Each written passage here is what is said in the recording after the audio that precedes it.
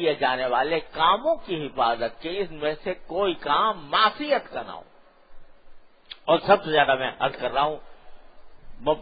ابتلا عام جس میں ہے، بڑے بڑے جس میں مبتلا ہیں، وہ ہے نظر کی حفاظت۔ اور آج کل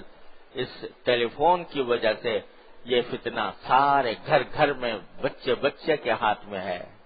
اور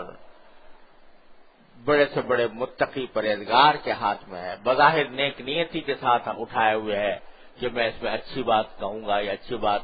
دیکھوں گا، لیکن مبتلا ہو جاتا ہے۔ اپنے آپ کو اس سے بچانے کی کوشش پوری کریں، اور اگر نہیں بچ سکتے تو یہ اسمارٹ فون رکھنا چھوڑ دیں، یہ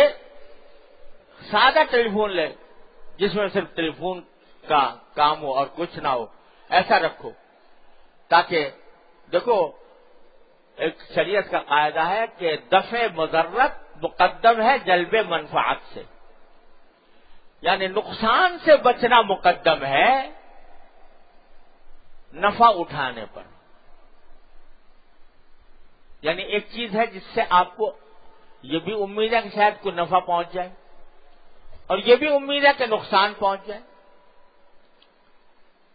یہ بھی خطرہ ہے کہ نقصان پہنچ جائے، تو نقصان سے بچنا تو واجب ہے، اور جو موہوم فائدہ ہے وہ اتنا مقدم نہیں ہے۔ تو اگر اپنے آپ کو خطرے میں ڈالنے والی بات ہے، گناہوں کے خطرے میں ڈالنے والی بات ہے، تو پھر دفع بضرت مقدم ہونے کا تقاضا یہ ہے کہ چھوڑ دو اس کو اور سادہ ٹیلی فون پر اکتفا کرو جس کے اندر یہ الا بلا اس پہ موجود نہ ہو۔